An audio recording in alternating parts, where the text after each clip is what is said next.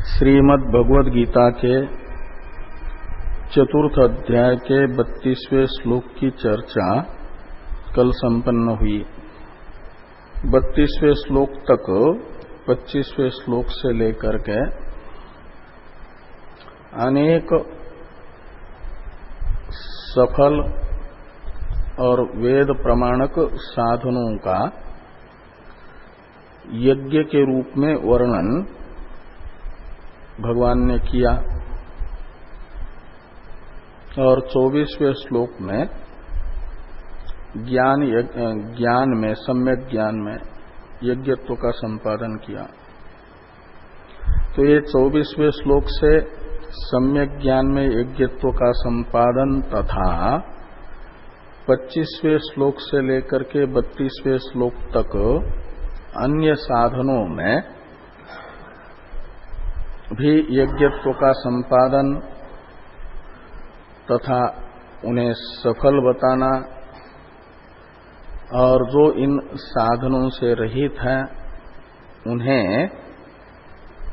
फल से वंचित बताना तथा इन साधनों में वेद प्रतिपाद्यत्व सब बताना, जिस उद्देश्य से था सम्यक ज्ञान के प्राशस्त्य को बताने के लिए। वह सम्यक ज्ञान का प्राशस्त्य अब बता रहे हैं भगवान। तो ये जो 33वां श्लोक है इसी के लिए है, सम्यक ज्ञान के प्राशस्त्य को बताने के लिए। तो 33वें श्लोक का अवतरण है टीका में, भाष्य में। ब्रह्मार्पणम इत्यादि श्लोकेन सम्यक दर्शनम यज्ञत्वम सम्यक दर्शनस्य यज्ञत्वम संपादितम यज्ञाश्च अनेके उपदिष्टा तैः सिद्ध पुरुषार्थ प्रयोजनैः ज्ञानम स्तूयते। तो 24वें श्लोक से लेकर के 32वें श्लोक तक के ग्रंथ से उक्त अर्थ का अनुवाद करके 33वें श्लोक का तात्पर्य बताया अवतरण भाष्य में भाष्यकार भगवान ने। तो 24वें श्लोक में सम्यक ज्ञान को यज्ञ के रूप से प्रतिपादित किया। सम्यक ज्ञान में यानी निर्विकार आत्मबोध में यज्ञत्व का संपादन किया। और 25वें श्लोक से लेकर के 32वें श्लोक तक क्या किया तो कहते अनेके यज्ञाः उपदिष्टा, अनेक यज्ञ बताए गए। ऐसे 30वें श्लोक के पूर्वार्ध तक अनेक यज्ञ बताए। उनमें से एक मुख्य यज्ञ है दैव यज्ञ। यज्ञ शब्द का मुख्य अर्थ है और बाकी सब संपत यज्ञ है, मतलब गौण यज्ञ है। यज्ञ सदृश होने से उन साधनों को यज्ञ कहा जा रहा है। और 30वें श्लोक के उत्तरार्ध से लेकर के 32वें श्लोक के अंतिम तक 2.5 श्लोकों से इन सब साधनों में दैव यज्ञ से लेकर के प्राणायाम पर्यंत के जो साधन बताए गए हैं उनमें सफलत्व का एवं सब प्रामाणिकत्व का निरूपण हुआ 2.5 श्लोक से। एवं बहुविधा यज्ञ वितता ब्रह्मणो मुखे, इससे वेद प्रमाणक बताया गया इन साधनों को। और सर्वे पेते यज्ञ विदो यज्ञ क्षपित कल्मषा, इससे लेकर के 31वें श्लोक तक 1.5 श्लोक से उनमें सफलत्व बताया गया। ये बात कह रहे हैं कि यज्ञाश्च अनेके उपदिष्टा, 30वें श्लोक के पूर्वार्ध तक का ये अनुवाद हुआ। यज्ञाश्च अनेके उक्ता, और उन यज्ञों को सफल तथा सब प्रमाणक बताया गया 2.5 श्लोक से। वो कहा कि तई ही सिद्ध पुरुषार्थ प्रयोजनई, इस विशेषण से सिद्ध यानी निश्चित है पुरुषार्थ रूप प्रयोजन जिनका, ऐसे जो तय शब्दित ये सब मुख्य तथा गौण यज्ञ हैं साधन रूप, इनके द्वारा सम्यक ज्ञान की स्तुति की जा रही है। जो सम्यक ज्ञान प्रकृत है 18वें श्लोक से, कर्मण्य कर्मय पश्य, ये जो प्रकृत सम्यक ज्ञान, उसकी स्तुति इन साधनों के द्वारा की जा रही है। इन साधनों के द्वारा उसकी स्तुति होगी। इन साधनों में निकृष्टत्व और इन साधनों की अपेक्षा सम्यक ज्ञान में उत्कृष्टत्व का ज्ञापन होगा। तो और यही बात 33वें श्लोक में बताई जा रही है कि इन साधनों की अपेक्षा उत्कृष्ट है सम्यक ज्ञान, प्रशस्त है, ये बताया जा रहा है। ये प्रशंसा हो रही है। ये 33वें श्लोक का तात्पर्य कथन भी हुआ। तई ही ज्ञानम स्तूयते, इस वाक्य से। तो जिज्ञासा हुई कि इन साधनों में से सम्यक ज्ञान का प्राशस्त्य कैसा प्रतिपादित हो रहा है। उस जिज्ञासा को बताने वाला पद है कथम, और इस जिज्ञासा को शांत करने के लिए 33वां श्लोक है। तो 33वें श्लोक का उच्चारण किया जाए। श्रेयान् द्रव्यमयास् यज्ञास् ज्ञानयज्ञ परन्तप सर्वं कर्माखिलं पार्थ ज्ञाने परिसमाप्यते।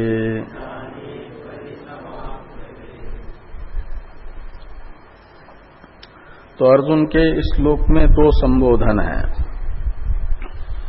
हे परंतप, हे पार्थ। पूर्वार्ध में परंतप, उत्तरार्ध में पार्थ। तो हे परंतप,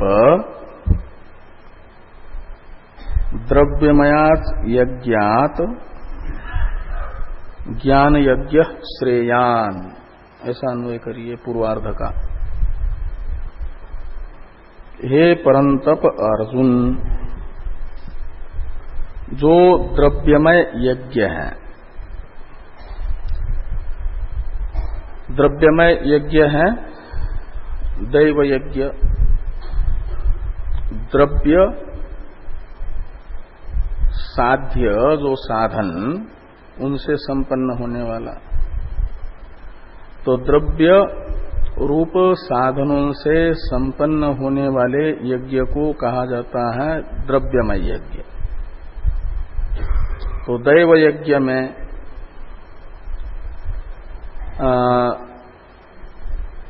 आज्यादि द्रव्य हैं और ऋत्विक आदि को दी जाने वाली दक्षिणा आदि द्रव्य हैं। उन सब द्रव्यों से संपन्न होने वाला है इंद्रादि देवताओं का यजन रूप यज्ञ, वो है द्रव्य यज्ञ। और द्रव्य यज्ञ यह उपलक्षण है। बाकी सब अन्य जो यहाँ यज्ञ के रूप में प्रदर्शित साधन है उन साधनों का। इसलिए द्रव्यमयात यज्ञात का अर्थ है यहाँ बताए गए जो दैव यज्ञ रूप मुख्य यज्ञ तथा अन्य जो गौण यज्ञ हैं इंद्रिय संयम आदि रूप, उन सब यज्ञों को द्रव्यमय शब्द से लेना है। और उन सब द्रव्यमय यज्ञ शब्द से मुख्य रूप से तथा उपलक्षण विधया गृहीत समस्त साधन और उन सब साधनों से श्रेयान का अर्थ है श्रेष्ठ। दो कोटि हो गई ना, एक सम्यक ज्ञान रूप कोटि जिसे ज्ञान यज्ञ शब्द से कहा जा रहा है, सम्यक ज्ञान, और दूसरा सम्यक ज्ञान से इतर साधनों का समूह। और इन दो में से दोनों भी प्रशस्त हैं। ये भी पुरुषार्थ के साधन होने से प्रशस्त हैं। द्रव्य यज्ञ से ग्राह्य दैव यज्ञादि समस्त साधन भी सिद्ध पुरुषार्थ प्रयोजन होने के कारण प्रशस्त है और सम्यक ज्ञान भी प्रशस्त है। तो दोनों में प्रशस्तता है, लेकिन सम्यक ज्ञान में इन बाकी साधनों की अपेक्षा अतिशय प्रशस्यता है। ये दिखाने के लिए दो में से एक में अधिक विशेषता को बताने के लिए ईयसुन प्रत्यय होता है। ईयसुन तरप प्रत्यय नहीं तो ईयसुन प्रत्यय। तो यहां पर ईयसुन प्रत्यय हुआ दो में से एक की अधिक विशेषता को बताने के लिए। तो सब साधनों में भी प्राशस्त्य है और सम्यक ज्ञान में भी प्राशस्त्य है, लेकिन बाकी साधनों के प्राशस्त्य की अपेक्षा सम्यक ज्ञान में अत्यधिक प्राशस्त्य है। ये दिखाने के लिए प्रशस्य शब्द से ईयसुन प्रत्यय हुआ। ईयसुन का ईयस रहता है और फिर उसके स्थान पर स्र आदेश होकर के प्रशस्य के स्थान पर श्रेयस बन जाता है और पुल्लिंग में श्रेयान बन जाता है। तो श्रेयान शब्द का अर्थ निकलता है अधिक प्रशस्य, यानी प्रशस्यतर। प्रशस्य तो अन्य साधन भी है और सम्यक ज्ञान भी है, लेकिन अन्य साधन और सम्यक ज्ञान इनमें अतिशय प्रशस्य कौन है, तो उसे दिखाने के लिए श्रेयान ऐसा ये सुन प्रत्यय होकर के बना का अर्थ निकलेगा द्रव्यमय यज्ञ शब्द से उपलक्षित समस्त साधन की अपेक्षा ज्ञान यज्ञ अधिक प्रशस्य है, अधिक प्रशस्त है। ये श्रेयान द्रव्यमयाज यज्ञाज ज्ञान यज्ञ, इसका अर्थ निकलेगा। और भी एक विशेषता ज्ञान की, एक तो बाकी साधनों की अपेक्षा प्रशस्य है, बाकी साधनों की अपेक्षा ज्ञान में प्राशस्त्य क्या है, अधिक प्राशस्त्य। तो बाकी जो साधन है दैव यज्ञादि रूप, वह तो यदि सकाम होगा तो अभ्युदय रूप फल का आरंभक बन जाता है। लेकिन ज्ञान फलारंभक नहीं होता, अपितु नित्य सिद्ध जो ब्रह्म भाव है जीव का, जीव में ब्रह्म भाव नहीं है और कहीं अन्य से ला करके ब्रह्म भाव को डालता नहीं है, ये ज्ञान ब्रह्म भाव का आधान नहीं करता, अपितु नित्य सिद्ध जो जीव का ब्रह्म भाव है उसका आवरण हटा करके अभिव्यंजक मात्र बनता है। इसलिए ये ब्रह्म ज्ञान किसी फल का आरंभक नहीं होता, नित्य सिद्ध मोक्ष का आवरण हटा करके अभिव्यंजक मात्र होता है। और ये जो दैव यज्ञादि अन्य साधन है वे तो जब मनुष्य है जीव तो उसमें अप्राप्त है आपका देव भाव इंद्रादि भाव, और अप्राप्त इंद्रादि भावों का प्रापक बन जाता है दैव यज्ञादि। जो इष्टादि कर्म है और बाकी साधन है वे अपने अपने फल का उपभोग अपने अधिकारी को, निर्वर्तक अधिकारी को कराने के लिए उसके जो इंद्रत्वादि देव भावादि रूप अप्राप्त है स्वरूप, उस अप्राप्त स्वरूप के आधायक बन जाते हैं, संपादक बन जाते हैं, ये फलारंभक बनना है उनमें।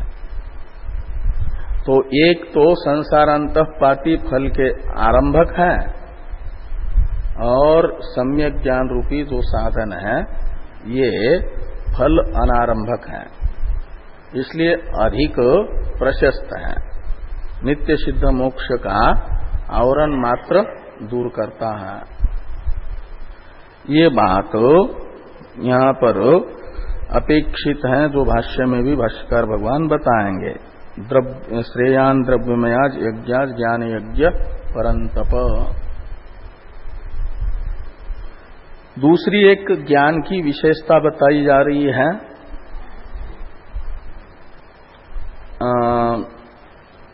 जिसके कारण अन्य साधनों की अपेक्षा अधिक प्रशस्त ज्ञान है। वो एक विशेषता है, उत्तरार्ध तृतीय पाद में बताते हैं, सर्वम कर्माखिलम पार्थ ज्ञाने परिसमाप्यते, यानी उत्तरार्ध के द्वारा विशेषता बताई गई। हे पार्थ, सर्वम अखिलम कर्म ज्ञाने परिसमाप्यते,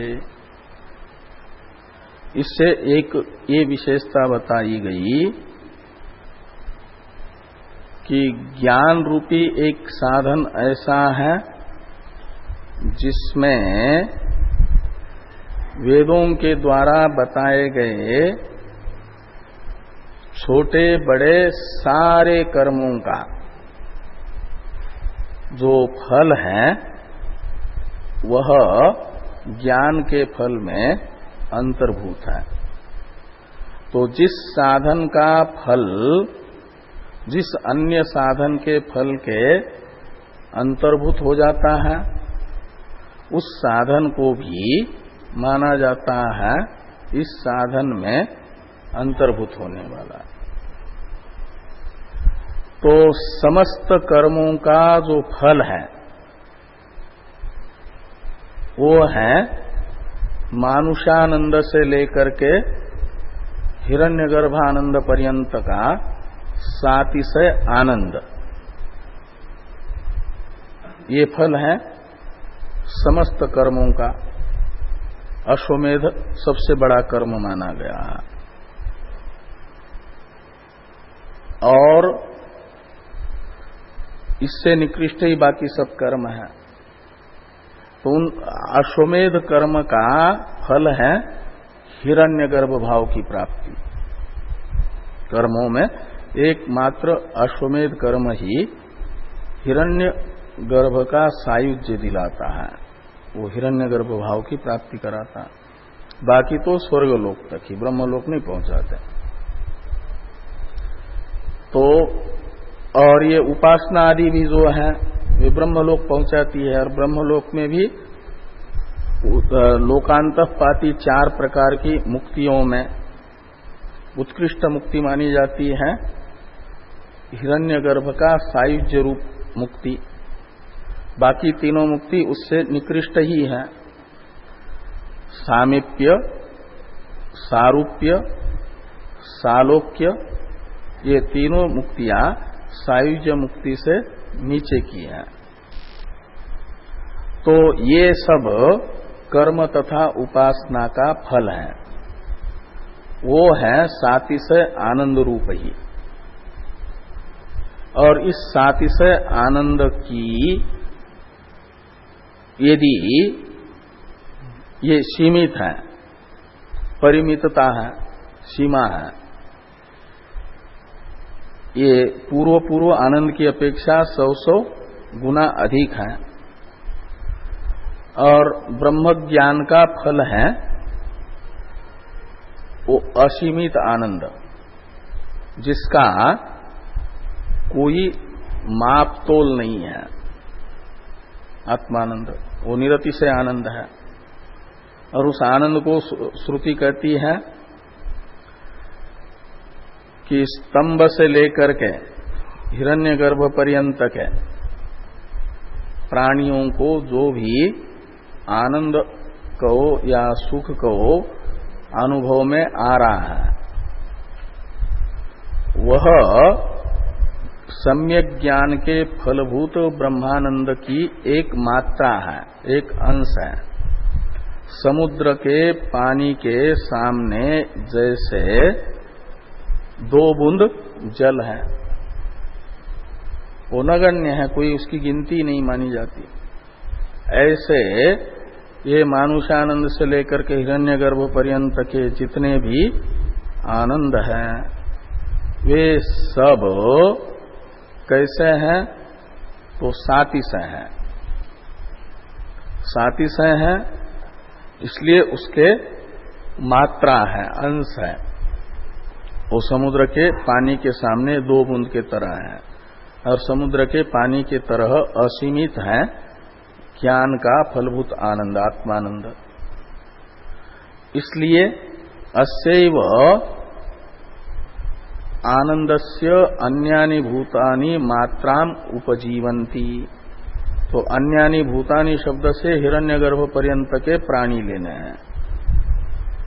मनुष्य से लेकर के हिरण्यगर्भ पर्यंत जितने भी इस संसार में सुखानुभव करते हुए प्रतीत हो रहे हैं, उनमें जो सुख दिख रहा है वो ब्रह्मानंद का एक अंश है, मात्रा है।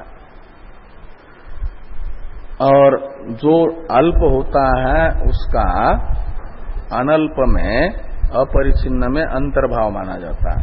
2 बूंद जल का समुद्र के पानी में अंतर्भाव हो ही जाता है।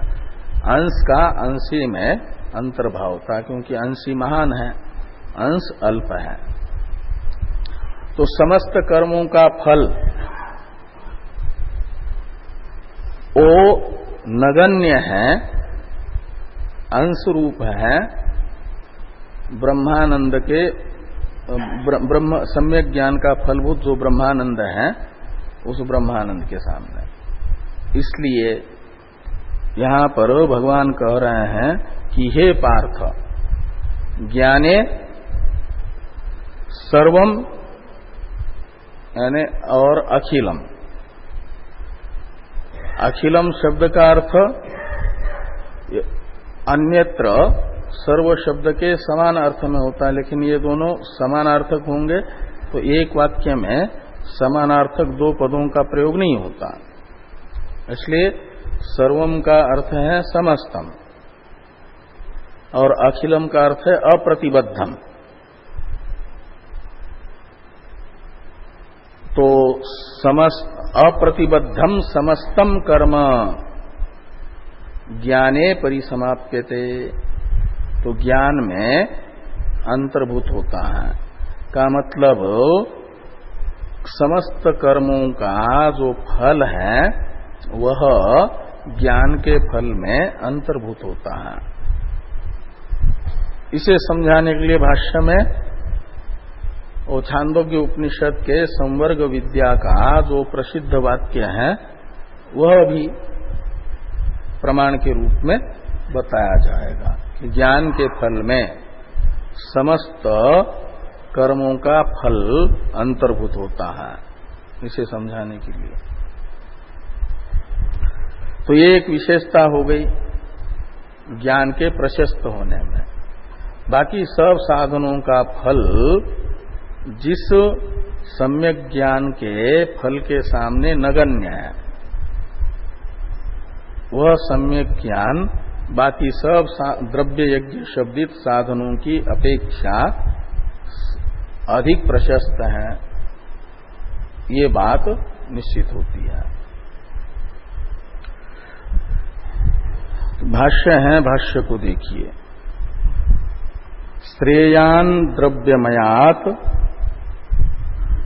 द्रव्यमयात शब्द का अर्थ कर रहे हैं द्रव्य साधन साध्यात यज्ञात, द्रव्य रूपी साधन से साध्य जो यज्ञ हैं वो दैव यज्ञ और दैव यज्ञ से उपलक्षित बाकी स्वाध्याय यज्ञादि भी सब के सब लेना।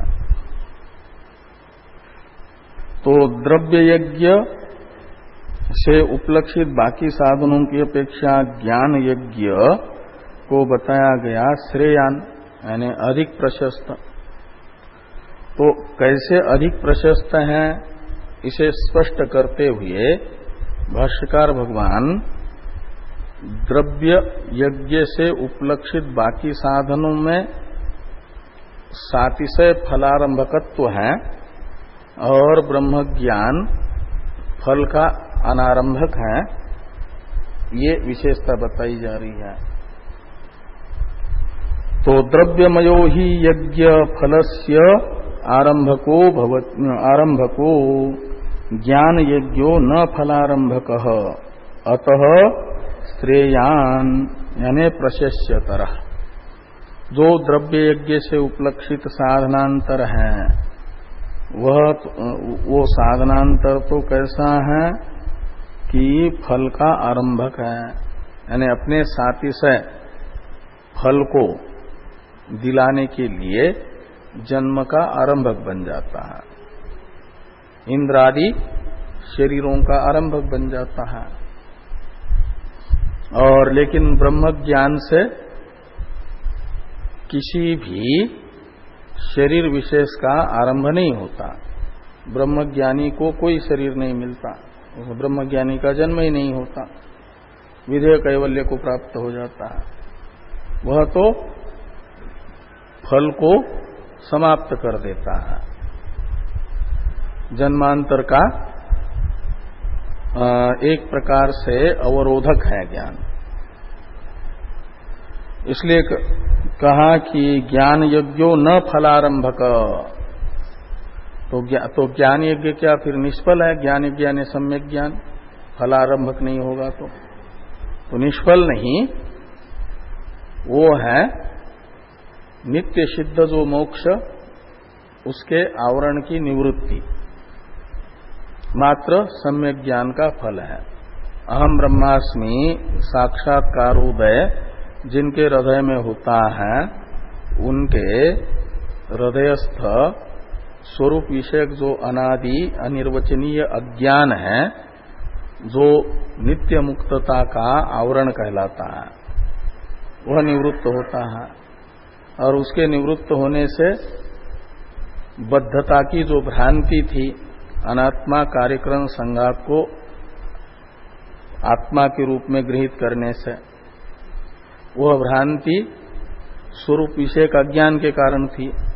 वो स्वरूप विषय का अज्ञान चला गया तो भ्रांति शब्दित जो अध्यास है वो भी चला जाता है, जिसे मुंडक में हृदय ग्रंथि कहा गया। भिद्यते हृदय ग्रंथि कब? तस्मिन् दृष्टे परावर। तो परावर का दर्शन ही सम्यक ज्ञान है, कर्मादि में अकर्मादि दर्शन है। और वो परावर दर्शन हो जाए तो हृदय ग्रंथि शब्दित तूल अविद्या मूल अविद्या सहित निवृत्त होती है। ये वही आवरण थी, नित्य मुक्तता की प्रतिबंधक थी। वो प्रतिबंधक को हटाना मात्र ज्ञान का फल है। कोई नया आत्मस्वरूप में गुण लाकर के स्थापित करता हो, ऐसा नहीं। बुद्धि में जो आवरण था उसको मात्र दूर कर दिया, इसलिए वो फल का आरंभक नहीं है। इसलिए कहते हैं अतः श्रेयान यानी प्रशस्यतरः। किसकी अपेक्षा प्रशस्यतर है? तो द्रव्यमय यज्ञ से उपलक्षित समस्त साधनों की अपेक्षा प्रशस्यतर है। और भी एक अन्य साधनों की अपेक्षा ज्ञान में प्राशस्त्य बोधक विशेषता बताई जा रही है। सर्वम कर्माखिलम पार्थ इत्यादि से उत्तरार्ध का अवतरण है एक जिज्ञासा बोधक पद से कथम, यानी और भी अन्य साधनों की अपेक्षा ज्ञान में प्राशस्त्य बोधक कोई निमित्त है, ये कथम शब्द से पूछा गया। तो कहते हैं ज्ञान सम्यक ज्ञान में अन्य साधनों की अपेक्षा प्रशस्यतरत्व का ज्ञापक ये भी है उत्तरार्ध का अर्थ।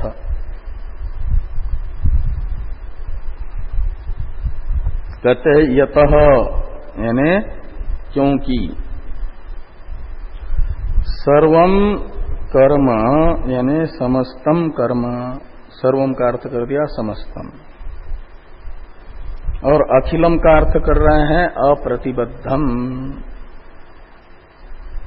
तो अप्रतिबद्ध जो अखिल कर्म है यानी समस्त कर्म है, हे पार्थ ज्ञाने यानी मोक्ष साधने सर्वतः संप्लुतोदक स्थानीय। तो पूर्व में द्वितीय अध्याय में जो सर्वतः संप्लुतोदक स्थानीय ज्ञान बताया है, उस ज्ञान में परिसमाप्यते यानी अंतर्भवती, अन्य सब साधन ज्ञान में अंतर्भूत होते हैं का अर्थ है सब साधनों का फल ज्ञान के साधन में अंतर्भूत होता है। सब साधनों का फल ज्ञान फल में अंतर्भूत होता है।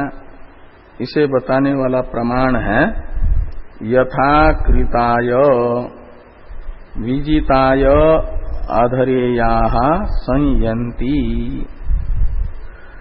एवं एनं सर्वं तद अभिसमेति यत्किंच प्रजाः साधु कुर्वन्ति यस्तद्वेद यत् सवेद इति श्रुते। तो संवर्ग विद्या के प्रकरण में, संवर्ग विद्या है सगुण ब्रह्म विद्या, तो सगुण ब्रह्म विद्या के फल में भी सब पुण्य कर्मों का फल निहित होता है। तो निर्गुण ब्रह्म विद्या के फल में सारे साधनों का फल निहित होगा, इसके विषय में क्या कहना है? कैमुतिक न्याय से ये ज्ञापन होता है कि सम्यक ज्ञान के फल में समस्त साधनों का फल अंतर्भूत है। उदाहरण सहित समझाया है, दृष्टांत सहित समझाया इस वाक्य में। हाँ, रैक्व है संवर्ग विद्या के आचार्य और जानश्रुति है श्रोता विद्यार्थी। संवर्ग विद्या के। और ये वाक्य है हंसों के मुख से निकला हुआ। हंस है राजा ज्ञान श्रुति पर प्रसन्न हुए देवता कहो या कोई सिद्ध ऋषि मुनि कहो, ज्ञान श्रुति का उद्धार हो जाए इस उद्देश्य से ज्ञान श्रुति को ब्रह्म विद्या में प्रवृत्त करने वाला ये वाक्य है। इसी से ब्रह्म जिज्ञासा ज्ञान श्रुति के अंदर प्रकट होती है। इसलिए कहा हंस रूपधारी देवता या ऋषियों ने, सिद्धों ने, आगे उड़ने वाला जो सिद्ध है उस सिद्ध ने कहा था ना पीछे वाले हंस के उस वाक्य का उत्तर देते हुए, पीछे वाले हंस ने कहा कि सामने जो राजा सोया हुआ दिख रहा है उसके ऊपर से उड़ोगे तो राजा के पुण्य कर्म का इतना प्रताप है कि तुम यदि उनको लांग करके जाओगे तो दग्ध हो जाओगे।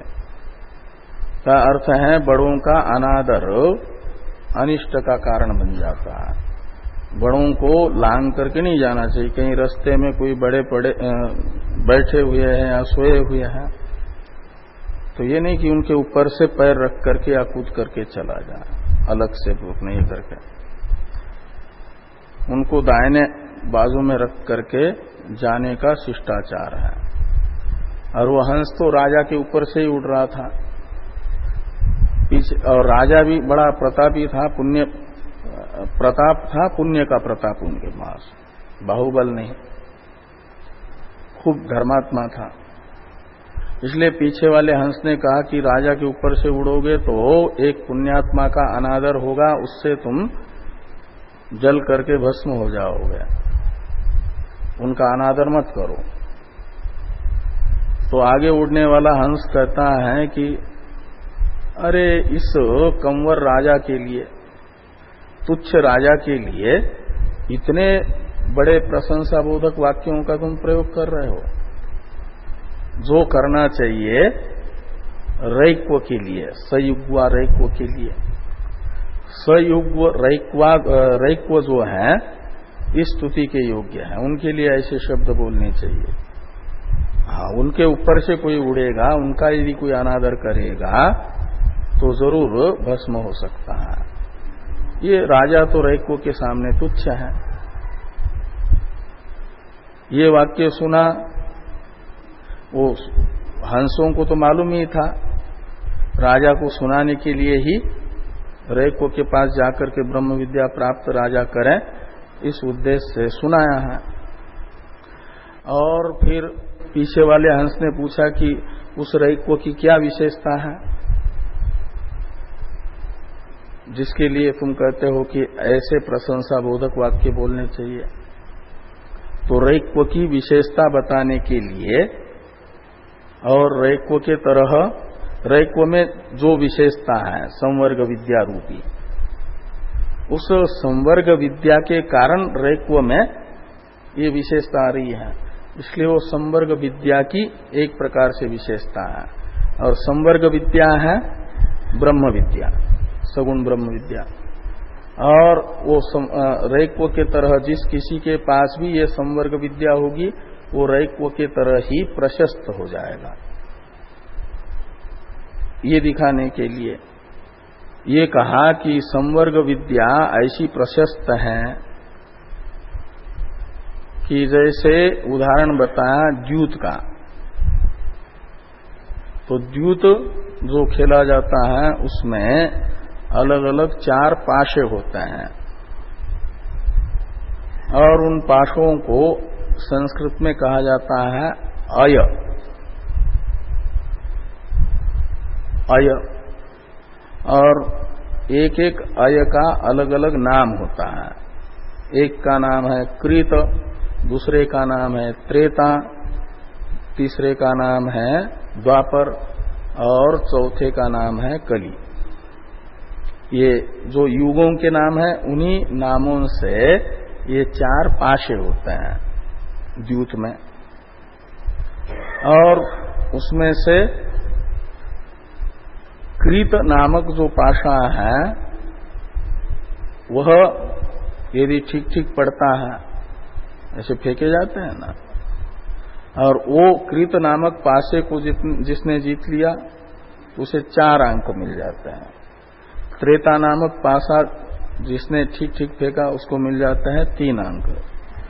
और ये जो आपका द्वापर अंक है, द्वापर नामक पाशा है, वो ठीक हुआ तो 2 अंक मिलता है। कली नामक पाशा ठीक हो जाता है तो 1 अंक मिलता है। तो ये कली, द्वापर और त्रेता नामक जो पाशे हैं, अय हैं, इनसे मिलने वाले जो अंक हैं वह कृत नामक पाशे को जिसने जीत लिया वो सब अंक इनको मिल ही जाते हैं। 4 अंक मिलने हैं। तो 4 के अंदर तो 3 भी, 2 भी, 1 भी निहित ही है। छोटी संख्या का बड़ी संख्या में अंतर्भाव होता है। तो जैसे कोई द्यूत खेलने वाले लोगों में किसी ने कृत को जीत लिया तो उसे 4 अंक मिल जाता है। 4 अंक मिलने का अर्थ है उसने त्रेता को भी जीत लिया, क्योंकि त्रेता को जीतता तो 3 ही अंक मिलते थे, 3 अंक मिल ही गए इसको। 4 के अंदर 3 भी नहीं था। माना जाता है उसने द्वापर को भी जीत लिया और कली को भी जीत लिया। ऐसे कहते हैं, ये तो दृष्टांत है। ऐसे दार्ष्टान्त में कहते हैं रैक्व की विशेषता ये है कि रैक्व के पास जो संवर्ग विद्या है, उस संवर्ग विद्या के फल में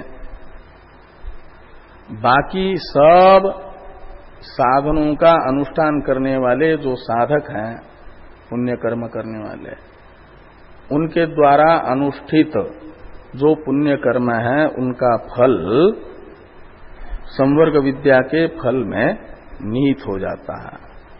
मतलब संवर्ग विद्या के फल के सामने तुच्छ फल है आपके अन्य पुण्य कर्मों का। संवर्ग विद्या है सूत्रात्मा का एक प्रकार से अहंग्रह चिंतन। तो सूत्रात्मा का सायुज्य प्राप्त होता है। संवर्ग विद्या हो गई सूत्रात्मा की अहंग्रह उपासना, और जो सूत्रात्मा की अहंग्रह उपासना करेगा उसे अहंग्रह उपासना के फल स्वरूप सूत्रात्मा का सायुज्य प्राप्त होगा। और फिर क्रम मुक्ति है। जो सूत्रात्मा का सायुज्य प्राप्त करता है वह इस कल्प तक सूत्रात्मा को प्राप्त होने वाले जो सुख है, सातिश है, वो उनका अनुभव करता है। और जब ये युग सृष्टि का महाकाल आता, महाप्रलय आता है, उस समय सूत्रात्मा के साथ मुक्त हो जाता है। सूत्रात्मा है हिरण्यगर्भ। तो इस प्रकार क्रम मुक्ति फलक होने से निर्विषय मोक्ष ही फल हुआ, और मोक्ष फल का अर्थ है ब्रह्मानंद की प्राप्ति। तो ब्रह्मानंद में तो सभी आनंद जो है समाहित है, उसके तुच्छ एक एक मात्रा है, यानी उसके सामने तुच्छ है। इस दृष्टि से संवर्ग विद्या के फल में समस्त फलों का अंतर्भाव होने से संवर्ग विद्या की अपेक्षा बाकी सब कर्म, पुण्य कर्म अल्प फल वाले होने से तुच्छ हैं, और संवर्ग विद्या महान है। ये वहां पर बताया गया। और वो जो सभी पुण्य कर्मों का फल, और एक व्यक्ति के द्वारा अनुष्ठित पुण्य कर्म का नहीं, सभी प्रजा के कर्माधिकारी जितने भी हैं उन सब के द्वारा अनुष्ठित जितने भी पुण्य कर्म हैं उन सब पुण्य कर्मों का फल जिस विद्या के फल में समाहित है वो उस विद्या वाला रैक्व है। इसलिए उस रैक्व का यदि कोई अनादर करेगा, उनके ऊपर से उड़ेगा, तो हो सकता है भस्म हो जाए। और उनके सामने तो ये जो जान श्रुति है, इसका पुण्य कर्म कितना है? केवल अपने राज्य में मात्र प्रत्येक गांव में धर्मशालाओं का निर्माण किया है, प्याऊ आदियों का निर्माण किया है, अन्न क्षेत्र आदि चलाए हैं। तो खाली वो अकेला ही तो मात्र पृथ्वी पर नहीं है, उसके तरह तो और भी कई धर्मात्मा होंगे, और उन सब धर्मात्माओं के धर्म का फल एक रैको के पास विद्यमान जो संवर्ग विद्या है उसमें निहित है, उस विद्या के फल में निहित है। इसलिए संवर्ग विद्या महान है। ये जैसे निकला तो ऐसा ही रैको की तरह भी प्रशस्त हो जाता है अन्य साधक भी जो रैको के पास विज्ञान है, उस विज्ञान को प्राप्त करता है, वो है संवर्ग विद्या रूप विज्ञान, सगुण ब्रह्म विद्या। इस श्रुति से ये निकलता है कि सर्वम कर्माखिलम पार्थ ज्ञाने परिसमाप्यते। सगुण ब्रह्म विद्या के फल में भी सब कर्मों का फल निहित हो रहा है, तो निर्विशेष ब्रह्म ज्ञान जो सम्यक ज्ञान है उसके फल में सब कर्मों का फल निहित होता है। इसलिए सब कर्म ब्रह्म ज्ञान में अंतर्भूत है। ये जो कहना ये वेद सम्मत बात है, वेद भी यही बता रहा है। और इस प्रकार ज्ञान द्रव्य यज्ञ शब्दित तो बाकी सब साधनों की अपेक्षा प्रशस्त है, ये निकलता है। 34वें श्लोक का अवतरण भाष्य है। तद एतत् विशिष्टम ज्ञानम तरहि केन प्राप्यते इति उच्यते। तो कहते हैं ये इस प्रकार ये 18वें श्लोक के उत्तरार्ध से लेकर के 32वें श्लोक तक और 33वें श्लोक तक ही समझ लो, ये बताया गया कि ये ज्ञान प्रशस्त है, सम्यक ज्ञान अन्य साधनों की अपेक्षा विशिष्ट है। तो ये जो अन्य सब साधनों में अत्यधिक प्रशस्त सम्यक ब्रह्मबोध है, इसके प्राप्ति का उपाय क्या है, किससे प्राप्त होता है? तद एतत् विशिष्टम ज्ञानम तरहि केन प्राप्यते, केन साधनेन प्राप्यते इति उच्यते। ब्रह्म ज्ञान के साधन को बताया जा रहा है, प्राप्ति प्रकार को बताया जा रहा है। श्रुति कहती है आचार्यवान पुरुषो वेद। वो जो आचार्यवान पुरुषो वेद, आचार्याध्यैव अधिता विद्या साधिष्ठम प्रापत इत्यादि और तद विज्ञानार्थम गुरुमेवाभिगच्छेत समित्पानि श्रोत्रियम ब्रह्मनिष्ठम इत्यादि श्रुति मूलक ये गीता का वाक्य है। तो 34वें श्लोक का उच्चारण किया जाए।